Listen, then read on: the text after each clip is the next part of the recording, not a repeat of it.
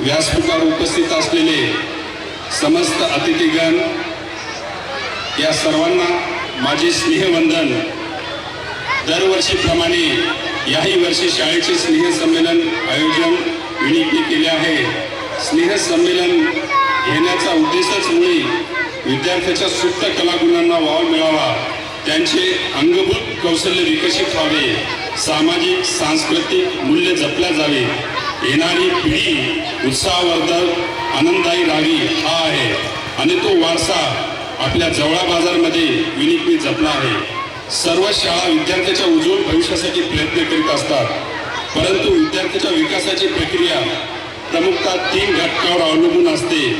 त्यापैकी मुख्य घटक हा विद्यार्थी असतो आणि त्याला अभ्यासयोग्य वातावरण मिळाले की शैक्षणिक प्रगती होते।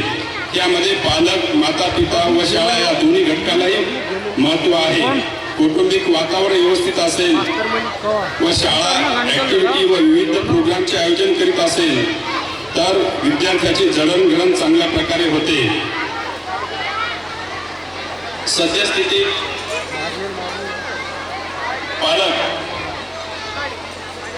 देखाव्याला भूलभुलैयाला आकर्षित होतात आणि त्यामुळे शाळेला काही गोष्टी नाईलाजास्तव करावं लागतात।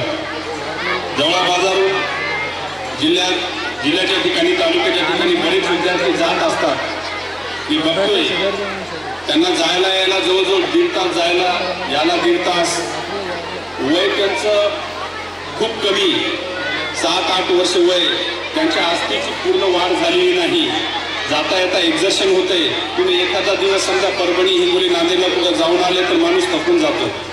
त्या बालवयाचा विचार आपण नाही करत, तर हाही विचार करणं गरजेचं आहे। एक्झर्शन झाल्यानंतर त्यांना जे होमवर्क विद्यार्थ्यांना दिले जाते ते घरी प्रॉपर होमवर्क करू शकत नाही, त्यांची मानसिकता बदलती। त्यामुळे कसं आहे की माझ्याकडे हिंगोलीला गेलेले, वसमतला गेलेले काही विद्यार्थी परत वापस आलेले आहेत आणि ते या शाळेत शिकत आहेत। शाळेमध्ये शिक्षण जे आहे ते औपचारिक पद्धतीने दिले जाते आणि अनौपचारिक शिक्षण हे कुटुंब, समाज, निसर्ग, वातावरण यामधून मिळत असते आणि विद्यार्थ्याचं व्यक्तित्व घडत राहते आणि या सर्व गोष्टीची सांगड व्यवस्थित बसली की आदर्श व्यक्तिमत्व घडते।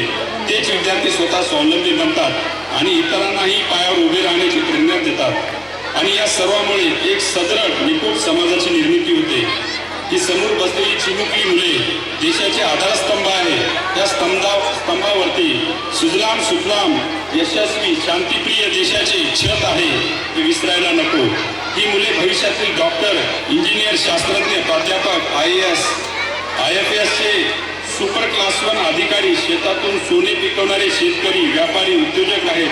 त्यामुळे त्यांच्या सर्वांगीण विकास होऊन त्यांचे अष्टपैलू व्यक्तिमत्व विकसित व्हावे ही प्रत्येक शाळेची, विशेषतः आमच्या शाळेची आणि आमच्या विनिक परिवाराची सतत ध्यास आणि प्रयत्न असतो आणि त्या मार्गावरती आम्ही मार्गक्रमण नितांत करत असतो, यात मात्र शंका नाही।